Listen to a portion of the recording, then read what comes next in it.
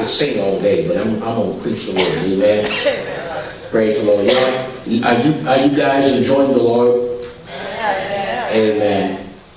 I told someone the other day, and I'm certainly never trying to be rude or anything like that, but this was a saint of God, and I know this person's a saint of God, but this brother had the most saddest look on his face. And I asked him, I said, did Jesus leave you? He said, no. I said, brother, you have something to smile about. I don't care how worse or how bad it may get. I mean, we have the Lord Jesus Christ living in us. Amen? Amen. Can you say amen one more time? Amen. All right, now that I know you can do it. What we're going to talk about today, I know all over this country, all over the world, many people are ministering traditional Mother's Day messages, and there's nothing wrong with that. That is perfectly fine and appropriate. It really is. But sometimes the Lord will move on us in a different way, and I want to be obedient to what the Lord has given me to minister today, because how many know that in your Christian walk, in your life with God, have you noticed that there's some ups, and there's some downs, and there's some ups and downs, and it seems like if you didn't know that this is part of the life of God, you would almost get discouraged if you didn't know. There will be times to where it almost seems like you're in a low place. Has anybody ever been so low that you didn't think that you were ever going to see the top again? And I'm here to tell you that it may not seem like it, but that is a part of walking with God. In fact, there are times in the Word of God, in the book of Acts, the Bible said there are times that God will purposely hide himself from our view so that we may feel after him. How many know some of us would never seek God if we were not in a moment where we really needed to hear from God? The Bible says that he would hide himself, that happily that we would feel after him, although he be not far from any of us. He's never far from us, but there are seasons in our life where make you wonder, God, where you at? Am I talking to myself? God, where are you? What are you doing? But when I come to understand that this is a part of the life of a believer. There are ebbs and flows, there are mountaintop experiences, and then there are valley lows. But what I come to understand is it is in the valley, it is in those low places, those low times, it's where you really experience God. Have you ever been in a low place where it almost forced you to get a hold of God? It almost forced you to pray more than you ever prayed, to spend more time in the Word than you ever spent. It almost forced you, because I'm here to tell you that God is not just God when things are going good. God is not just God in the mountaintop. How many know when I talk about the mountaintop, it's when everything is going great. You got plenty of money in the bank. Your health is going well. Your children are acting fairly reasonable. Amen. I say fairly reasonable. Your spouse is getting along. Everything's going well. But there are some times when things seem like nothing is going the way that it's supposed to. But if you didn't understand the life of a believer, you would almost think you've done something wrong. Has anybody ever been there? Say, God, what did I do? I'm here to tell you, sometimes you didn't do anything wrong, but this is an opportunity for you to grow. If you learn the seasons of your growth period, it is never on the mountaintop. I did some research on mountaintops, natural mountains. And it says that there is called a mountain growth level where plants, grass life, everything stops at a certain level because nothing can grow at that altitude. Maybe a few shrubs or a couple of trees. But if you look at pictures of mountains, you don't see much vegetation up there. Because they're not able to grow at that elevation. But when you look down in the low place, in the valley, come on now. So how many know where I'm going? Because I'm going to hang to the side and talk to me the most. Okay. So, if you look at the valley, the low place, turn me up just a little bit, please. It seems like that's where all the greenery and the vegetation and the fruit trees and the vines, everything seems to grow in the low places. And as I begin to look at why things grow in the low places, it's because valleys are between two high places. And all of the sediments, all of the nutrients run down from the high place into the mountain. And the richest soil on the face of the earth is in the low place. So if you ever find yourself in a low place, it's not time to cry, it's not time to moan, it is time to rejoice always. I said you rejoice. Why? Because that is the season that you're going to meet God in a whole new different way. I like what Andre said, if I never had a problem, I'd never know that God could solve it. You know, when I was 18 years old, it's true now. I was 18 years old, I was 10 foot tall and bulletproof. I was a bad dude. I didn't think anything had happened to me. I never was sick a day in my life when I was 18. I never was sick at 19, never was sick at 20. So when I read that scripture, by his stripes I'm healed, it didn't mean very much to me. I just have to be honest with you. I know it was the word, I know it was true, but it really didn't have the meaning that it has for me today, because now at 57, there was times when I was sick nigh unto death. And I held on to this scripture, by his stripes I'm healed. Now it has a whole new meaning. So what I say to you, sometimes those low places is where you find that God is God. You don't find God, you don't really experience God on the mountaintop. So wait a minute, Pastor. No, the mountaintop experience is where you go to enjoy what you got in the valley. The mountaintop is where you go to praise God for what you've learned in the low place. So if you're in a low place right now, I know this is Mother's Day, but I'm here to tell you there's some mamas in a low place even today that need to hear this word. There's some people sitting right here in this church. There's some people watching me over the airways that need to know that God is not just the God of the good times. He's God of the low times.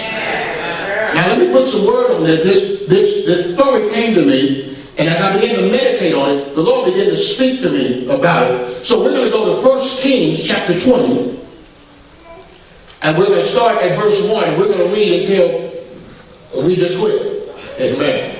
So if you have your word, go to 1 Kings chapter 20. Like I said, I thank God for this new Bible that my wife gave me, because I can see it real good. I can push it back and see it. Amen. Matter of fact, I can sit where you at and see it. Praise God. 1 Kings chapter 20, verse 1. It says, and Abinadab, the king of Syria, gathered all his hosts together. And there were 32 kings with him, and horses, and chariots, and he went up and besieged Samaria, and warred against it. And he sent messengers to Ahab, king of Israel, into the city, and said unto him, thus said Benadab, thy silver and thy gold is mine. I mean, the enemy want to take everything. Thy wives also, and thy children, even the goodness are mine. He said, the pretty wives are mine, the goodness and the children are mine. And the king of Israel answered and said, my lord, O king, according to thy saying, I am thine. He already did it up. And all that I have. I know sometimes when the enemy comes against you, if you don't have a man of God, a woman of God in your life, you have a tendency to give up. I thank God for my pastors and the men and women of God in my life, because sometimes you go to things, man, it's like, man, I done had enough. Anybody ever been there? Yes. I had enough, and then God will send somebody in your life to encourage you. He said, verse 5, and the messengers came again and said, thus speaketh Ben-Hadad, saying, although I have sent unto thee, saying, thou shalt deliver me thy silver and thy gold, and thy wives, and thy children, yet I will send my servant unto thee tomorrow, about this time, and they shall search thine house, and thy houses of thy servants. How many know when the enemy comes, the Bible said, John 10:10, the thief coming not but to kill, to steal, and to destroy. Not only does he want to steal from you, he want to steal from your family, your neighbors. He want to take everything. But see, keep reading. He said, thy houses and thy houses of thy servants, and it shall be that whatsoever is pleasant in thine house, in thine eyes, they shall put in their hand and take it away. How many know that's called stealing? I mean, that's sent you to jail. It's called stealing. Then the king of Israel called all the elders of the land and said, mark, I pray you, and see how this man seeketh mischief. For he sent unto me for my wives and for my children. How many know the enemy wants your family? And for my silver, he wants your substance. And for my gold, and I denied him not. And all the elders and all the people said unto him, hearken not unto him, don't listen to him, nor consent. I know sometimes you got to have somebody in your life that says, I don't care how bad it gets, don't listen to the enemy. You know, when the enemy starts talking, I start rejoicing. You know why? Because Jesus said he's alive from the beginning and the Father of life. So if he opens his mouth and says something to you that's contrary to the word of God, start rejoicing because it's alive. Yes. I'm laying in the hospital, sick, tubes everywhere. And he kept whispering to me, this is it. You're not going to make it. You're going to die. This is it. And you know what? I couldn't move nothing but my big toe. I ain't lying. Sometimes you got to find something to praise him with. Yeah. I couldn't talk because I was on a ventilator. I couldn't move because I was hooked up to every machine. But all I could move, I remember, was my big toe. And I started moving my big toe in defiance to what the enemy was saying to me. And I said that, you know, by his stripes I'm healed, and I'm moving my big toe to show God that I'm praising him. Sometimes you got to find something to move. Amen. Y'all won't get this in a minute, because I'm doing better preaching already than some of y'all saying amen. Amen. Praise God. I know you're taking it in. Praise God. Listen to this.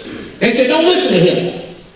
Don't listen, don't hearken to him, nor consent. Verse 9. Wherefore he said unto the messengers of Ben-Hadad, tell my lord the king, all that thou didst send for me, for to thy servant at this time, at the first, I will do. But this thing I may not do. And the messengers departed and brought him word again.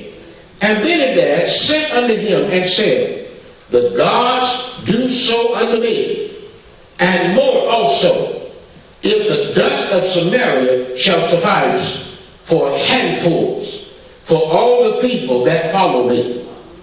And the king of Israel answered and said, tell him, let not him that girded on his harness boast himself as he that put it off.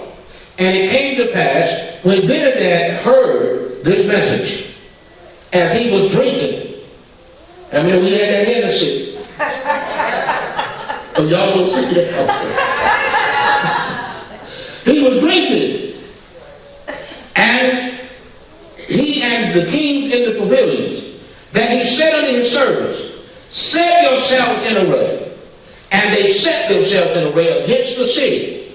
And behold, there came a prophet unto Ahab. I will thank God for men and women of God that will come and minister to you in your greatest time of need. That's why ain't no such thing as a lone ranger. The devil would love to keep you at home. The devil would love to keep you by yourself. Had a young man tell me the other day, he said, why do I need to come to church? I am the church. I said, that is a lie from the pit of hell.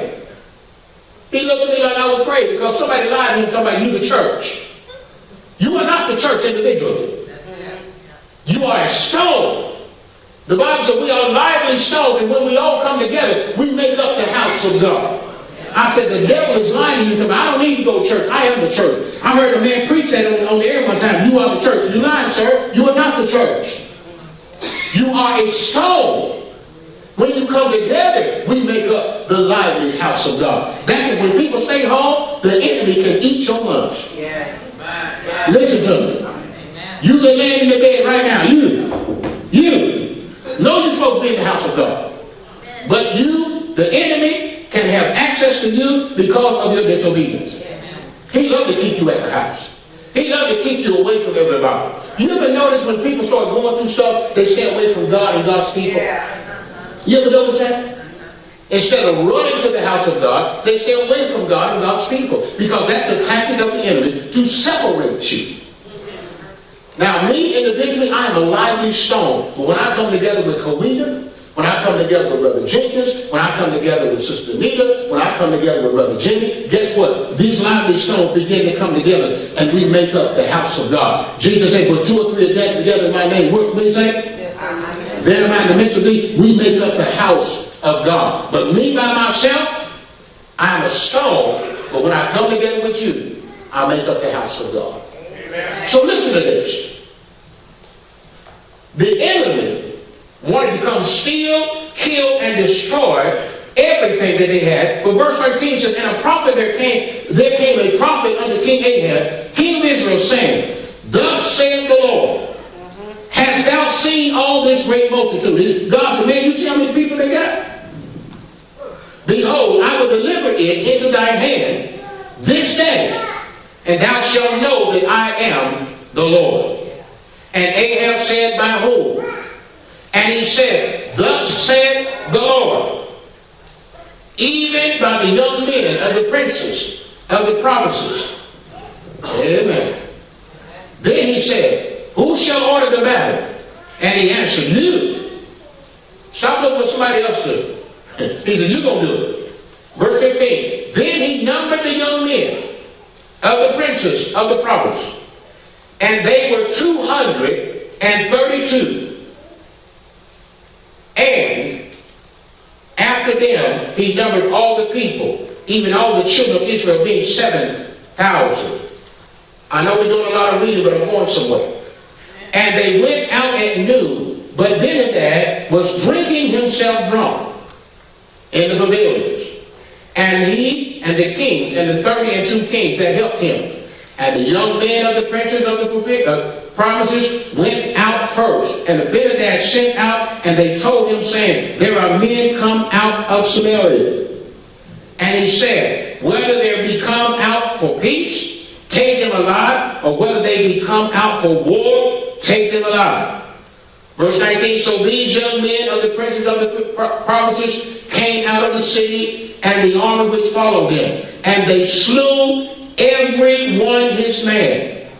And the Syrians fled, and Israel pursued them, and Benhadad, the king of Syria, escaped on an horse with his horsemen. Now, this said that they routed the Syrians. They killed most of them, but the king got away. And the Lord began to speak to me as I began to meditate on this, that sometimes when the enemy comes against you and you defeat him, that doesn't mean that's the time to sit back and rest. That is the time to be on guard. That's right. Because guess what? He will come back again. God spoke to me as I was reading this, and I put it on Facebook because when I get a thought that God says something to me, I try to share it. He said, on the heels of your greatest victory is the next attack. How many know when God delivers you from something, that's not the time to sit back on your laurels and relax. That's the time to stay in prayer. Because on the heels of what God delivered you from, guess what? The enemy will come again. So let's look at this. Verse 21, and the king of Israel went out and smote the horses and chariots, and slew the Syrians with a great slaughter. And the prophet came to the king of Israel and said unto him, Go, strengthen thyself, and Go straighten thyself and mark, and see what thou doest. For at the return of the year, the king of Syria will come up against thee. Guess what? He's coming back. And the servants of the king of Syria said unto him. Now this is what the Lord spoke to me right here. Verse 23. If you don't get nothing else I said, I want you to get this. He said, and the servants of the king of Syria said unto him, their gods. You need to understand something about the Assyrians. The Assyrians worship multitudes of gods. They had many gods. So they figured they had a lot of gods, so did the Israelites. They didn't understand that there was one God, but they had many gods. So this is what they said in verse 23. The servants of the king of Syria said unto him, their gods are gods of the hills. Therefore they were stronger than we. But let us fight against them in the plain, in the low plains. And surely we shall be stronger than they. The Syrians said, listen, the only reason they defeat us like that, their God lives up there. But let us get them in a low place, and we'll defeat them every time. Isn't that just like the enemy? The only reason God helped you is because things are going well. But let things go bad, and God will forsake you. I don't know about you, but I've been in some places, some low places in my life, to where I thought God went on vacation. I thought God went out of town. I thought God packed us and went to the Bahamas or something. Because things were going, I couldn't find him, I couldn't trace him. I'm saying, God, where are you? And the enemy started talking. The enemy started talking, well, see, you believed in God, now look what you're going through. You believed in God, everything was going great, now look what's happening to you. God's talking to somebody like that right now. And they said the only reason they defeated us because he lives in the high places. But let us get him in the valley. That's it. And God will not help them. So let's keep reading. Verse 24. And do this thing, take the kings away, every man out of his place, and put captives in their rooms, and number the army like the army that thou hast lost, horse for horse, chariot for chariot, and we will fight against them in the plain. Another translation say in the valley. And surely we shall be stronger than they. And he listened unto their voice and did so. Verse 26, and it came to pass at the return of the year that Benhadad numbered the Assyrians and went up to Aphek to fight against Israel. Hallelujah. And the children of Israel were numbered and were all present and went against them. And the children of Israel pitched before them like two little flocks of kids. But the Assyrians filled the country. How many know there's a lot of y'all? Now this is what I like about it. And this is what I come to tell you today because I'm a man of God. And there's always needs to be a man of God. There always needs to be a voice of a man of God in your ear. This is why people today, the enemy is filling churches with motivational speakers, but not pastors. Because you need a word spoken in your ear in your darkest time. You need a word spoken to you when you're getting ready to give up. You need a word spoken to you when you're getting ready to quit. You need a word spoken to you when the doctors say you're not going to get well. You need a word spoken to you when everything looks like it's going against you. But see, when you understand the life of a child of God, there are ups, there are mountaintops, and there are valley top experiences. And when you understand fruitfulness, rest in the low places. I don't need a short hand, but I already know there's some people right now going to a valley. There's some people right now in a low place. And you wonder, God, did I do anything? I come to tell you, it's not what you did, it is who you are. It is who you represent, the reason this low place is here. So listen to me. Verse 28. There came a man of God and spake unto the king of Israel and said, thus said the Lord, because the Syrians have said, the Lord is God of the hills, but he is not God of the valleys. Therefore I will deliver all this great multitude into thy hand, and you shall know that I am the Lord. Guess what? That kind of ticked God off a little bit. God came to him and said, look here. Because they said that I'm God when everything is going well, I'm God when you're up here, but I'm not God when you're down there. He said, surely I'm going to deliver them into your hands, and you will know that I'm God. And let me tell you something. How many people come to you? You were doing better out in the world before you came to God. Come on, man. Had somebody tell me that one time. Said, man, it seems like you were rolling better in the world than you rolling when you got with God. But let me tell you something. That is nothing but the enemy talking. That's the same thing they said. They said, listen, God said, because they said that I'm God of the high places, but I'm not God of the low places. I'm going to deliver them in your hands, and you're going to know that I'm with you, whether things are high, whether things are low. Ain't no mountain high, no valley. You will know that I am the Lord, and I'm here to tell somebody today, if you're in a low place, baby, that is the time to rejoice. Why? Because you're going to come out with something better than you had before you went in, and the next time you're on top of the mountain, you're going to rejoice with everything you learned in the valley. I wouldn't have known that God was a healer if I never was sick. I wouldn't have known that God is a provider if I never went through things that where he had to provide for me. I never would have known that he would sustain me. See, you're going through something right now. It is only so when you come out of it, you have something to praise him for on the mountaintop. Listen to this. Because God said, because they said that I'm only a God of the good times. I'm only a God when things are going well. I'm only a God on the mountaintop. I am going to deliver them, and you're going to know. And let me tell you something. Didn't the Lord tell us in the book of Isaiah, chapter 43, didn't he tell us in the book, he said, when you pass through the waters, the flood, he said, I will be with you. When you go through the rivers, they will not overwhelm you.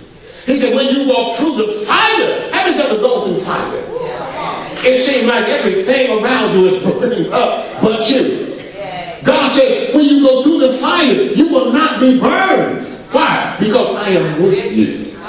You got to learn that it's not because you've done anything wrong. It's because valleys and mountaintops, that is the life of a believer. And the moment you understand that, you'll start tripping. Can you say tripping in church? Whatever you're doing, you'll stop doing it. The moment you understand, when I come through this, when I come out of this, I'll have more to praise him for than I had when I went in it. And let me tell you something, baby. I don't care who you are. You can be pastor, you can be prophet, you can be teacher, evangelist, you can be baker, candlestick maker. I don't care who you are. You're going to have a valley place.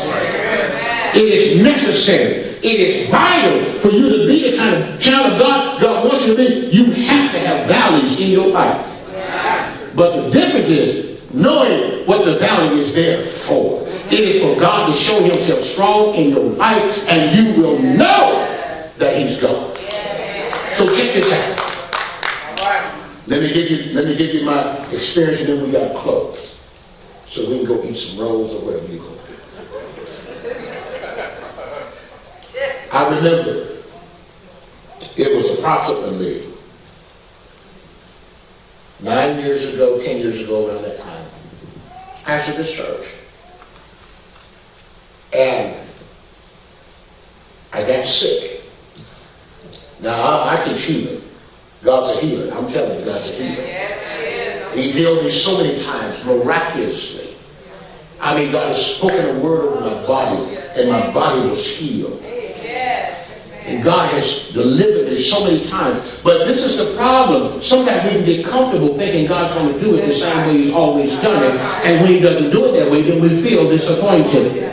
So I just knew when the doctors told me that I had a terminal disease, that I wasn't going to live, and all this kind of stuff, and I was in the hospital and all this kind of stuff. I just knew. I said, okay, just a matter of time. But God's going to raise me up. I'm going to walk up out of this hospital just a matter of time. And that was the lowest time of my life. Has anybody ever been so low that you'd have to look up to see bottom?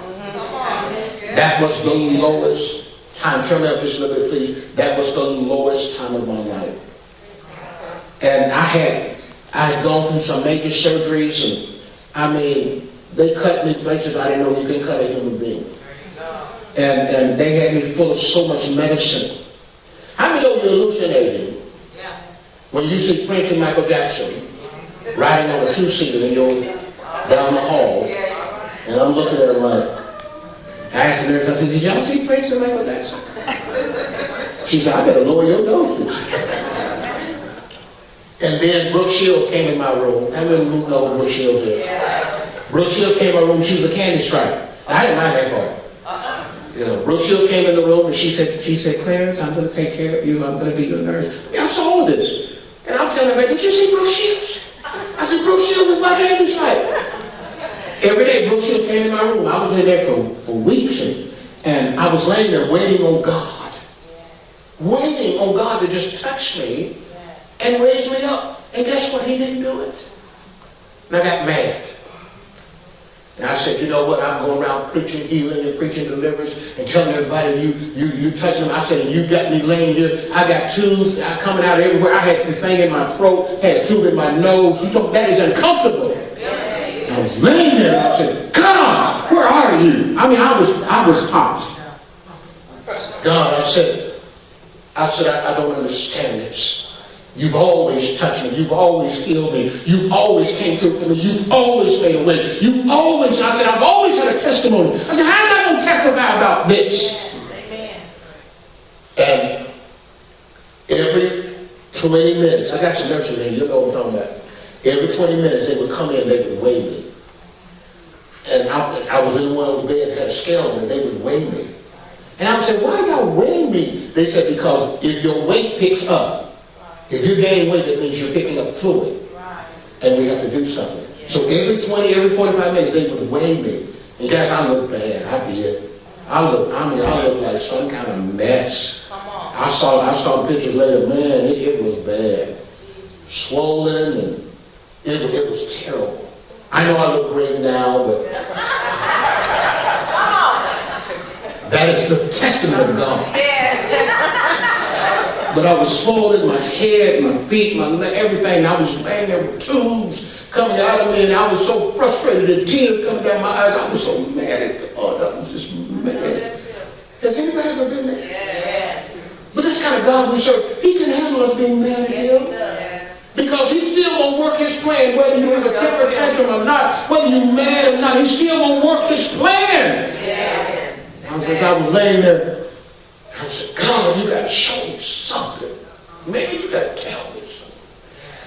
And every 45 minutes, the nurse would come in. Then at 3 a.m. in the morning, I never forget it. Everything stopped. From 3 to 6, no nurses came in. And I'm going, what's going on? From 3 to 6, they didn't come check on me. They didn't do nothing. They didn't see about me. But all of a sudden, I felt the presence of God come in my room. And how many know you can tell when God comes in the room? I know He lives in us, but there's also called the Shekinah glory of God. The general presence of God is everywhere. But the Shekinah presence of God is only where He chooses to abide. And the Shekinah presence of God rested in my room. And I began to say, God, I know You're here. I said, I know You're here, but God, I have to know You know all things. So you got to know I'm so mad at You. I said, I'm upset with you. And I told everybody I wasn't going to preach no more. I wasn't going to tell nobody about Your goodness. I wasn't going to tell nobody how good You are. I wasn't going to. Now I understand what the man of God said. I said I wasn't going to tell nobody, but it was like fire. I said I wasn't going to tell anybody. I said to God, please explain to me why I'm going through this. Many of you have heard me say this before, but you need to hear this now. This is what God spoke to me. He said, you remember that time when you were 9 years old, you got hit by that car. I got hit by a car. I got smashed running across a country road where no cars come down. And I just happened to run across that road like I did a million other times without looking. And a car came and just hit me.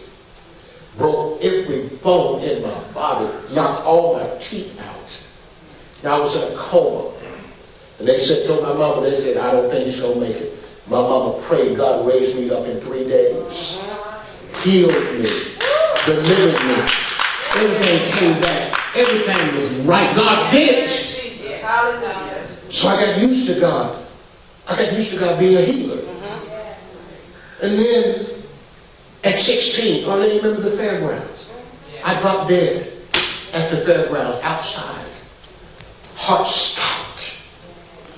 Dead for an hour. Next thing I know, Sister Arlene standing over me. Come back, Pop. In the name of Jesus.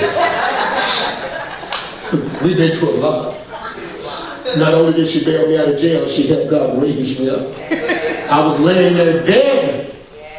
Heart stopped. God spoke to me and ministered things to me. He said, this is not the end. And when I woke up, first face I saw, so, but the devil is a lie.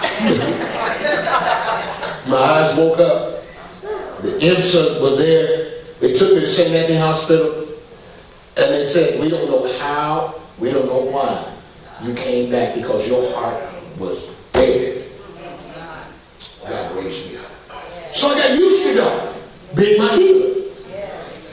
Years later, heart stopped again. Gone. God raised me up miraculously. So this time I just naturally thought, by the way, I just got my report, my heart, he said it's better than ever. I don't know what happened. I said, I know. But so I got used to God being my healer. So I didn't understand. I'm saying, God, you've done this and this and this. This is why we can't get used to God coming one way. God has a billion ways to bless you. So as I lay there, God came in my room. He said, I'll explain it to you. He said, up to now, up to this very moment, you have known me as your healer. But after today, you will know me as your sustainer. There are things that God allows us to go through to show us that not only will He heal us, He'll keep us. And He said you'll have a testimony when you come through this. That God is not just a God when things are going great. God is not just a God of the great times. God is a God when you're in your lowest place. God is there with you. And I've never been so low in my life. But when God spoke it to me, I received strength. And the process began to take its place. I know God can touch you instantly and heal you, and God can heal you over a process of time. And when it's a time thing, you got to trust God. So they told me, they said, okay, now that you're able, get out of that bed. And I got out of bed. I had compression things on my legs to keep the circulation going. And I had that little, what you call it? The IV thing? That's who? The ICPAC who? Yeah, I had that pump. And I began to walk down the hallway. You know, this is how I walk like this here. My oldest son, he came up to see me. I looked at him, I said, I got to be sick, you come visit me, boy. And he came to see me, I was walking like this here. And it took me 30 minutes to walk down the hallway. But every step I take, I said, God, thank you. You're my sustainer. And I would stop by every room. Now, how you gonna minister to somebody you barely move yourself? But I stopped by every room. It's like this here. And I went in this lady's room. I said, I just stopped by to tell you that God's a sustainer. And He's going to get you through this. I said, can I pray with you? And she said, she looked at me like, you look like the one you need to know. Can I pray with you? I said, can I pray? She said, yes, you pray for me. And I started praying over, Lord, I just thank you. As my life, I just thank you, Lord, that you're a sustainer. You're a healer. You're a deliverer. I thank you, Lord, that you're going to raise her up as you did me. And she's going to testify. And I went to every room. And I was gone for a while from my room. And the nurses said, it's time you get back. I said, I'm coming. So the nurse told me, I'm coming. But that time, God was walking with me. And God said, you're going to have a testimony. He said, I'm your sustainer. He said, I'm your keeper. And folks, I'm here to tell you, God is your sustainer. He may not come the way you wanted him to come. He may not come the way you thought he was going to come. But God is going to sustain you through this. And I'm here to tell you right now, it's a valley, but that's where you're going to grow. That's what the richest place on the face of the earth is, in the low places. And when I came out of that, I came out more of the nature of God, more of the character of God, more of the mercy of God, more of the understanding of God that I would not have got. And now when I'm worshiping Him, praising Him on the mountaintop, I'm praising Him for what I gained in the low place. So when I gained my strength, I was in there a while too. The nurses got to know me, and last thing they did, they sent a psychiatrist to talk to me. Now you have to know my past. I was used to psychiatrists all the time. And I talked to psychiatrists all the time back in my crazy days. Amen. When I say crazy days, I mean crazy days. I'm not talking about just acting, no, crazy. And this psychiatrist came and talked to me. He said, people that have been through the experience you've been through tend to have emotional problems and tend to go through depression and that man closed the door. After I got to talking to that man about what God did, that man opened the door and said, he's fine. And he said, I think he can help me. And he said, he don't need nothing else, discharge him, because they wouldn't let you go home until you talk to the psychiatrist. They said, discharge this man, he's fine. Because after I got to tell him about the sustainer that I made in my room, he told me, ooh. I said, do you feel it, doctor? Do you feel it? He said, ooh. I said, come on, let go. Ooh. Well, I almost had him. I said, oh God, where are we, Lord? And I told him, so now not only is he my healer, he is my sustainer. And guess what? The next time you go through a valley, he's going to reveal himself in a whole new way. Because all the revealed names in the Word of God, Jehovah Shammah, Jehovah Shalom, Jehovah Rapha, all those words, names of God were revealed in crisis. Jehovah Jireh was revealed in a crisis. Abraham was in a crisis, about to kill his son, and God revealed himself as the Lord that sees. So every time you go through a crisis, somebody be honest with me, somebody going through something right now. I mean, you're in a valley right now. Let me see your hand. Right now. At this very moment, right now. Guess what? God is about to reveal himself to you in a whole new way. You thought you knew something about God. But when you come out of this, you're going to have a whole new perspective. Because what he does, he slightly turns and shows you a whole new side that will take you another 100 years to figure out. When I was looking at it this way, I saw healing. But just very slightly, he turned. And now I see a sustainer. And every time I go to a low place, face it, brothers and sisters, low place is just a part of our lives. And the mountaintops. You can't live on the mountaintop. Nothing lives. Wait a minute. You know the only thing that lives on the mountaintop? Take a guess. Mountain goats. Goats live on the mountaintop. But sheep don't dwell there. Sheep lives where he green pastures. Hey, come on now. So listen, we go to the mountain to praise him, to proclaim what he's done in the valley. But we got to live in that. So I asked those to look at him because God gave me instruction. He said, before you let him go, he said, I want you to pray with those right now that say, God, I'm in a low place. Not that he pulls you out of it, but that he will sustain you while you go through it. He said, you will not, the floods will not overtake you. The fire will not burn you. In order for him to say it in Isaiah, that means we go through floods. We go through fire. We go through the river, but it won't overtake you. And I want you to know, God is going to sustain you. But whatever you need God, whatever you need to see him as today, when you come through this, you're going to see him in a whole new way. Not only do I see him as healer, I see him as sustainer, I see him as provider, I see him as my comforter, my friend, but I never got that until I got in the low place. So my friends, learn to embrace your low place. Don't fight it, don't curse, don't do what I did. I mean, I talk crazy. I talk real crazy. But God had mercy because I had no understanding. I talk real crazy. I mean, people come in my room, I said, I don't want to know about no healing, no God, I don't want to know about that. I'm laying up in this hospital, I didn't preach all these years, I don't want to know. Thank God, he had mercy on me. For me to teach you, don't curse your low place, embrace your low place. Because you're going to have more of God than you ever had when you come out of it. Come on, stand your feet. Hallelujah. Don't curse your low place. Learn to embrace your low place. Hallelujah.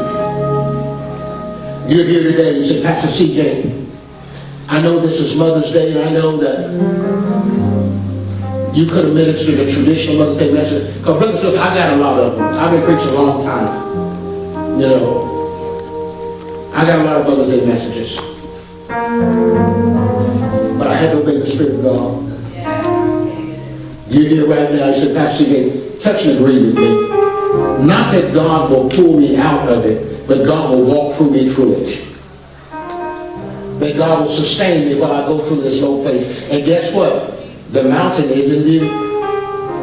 But you know, in the valley is between two high places. So when you come through this valley and you go to the mountaintop, guess what? You'll stay there a while, but then there's another valley.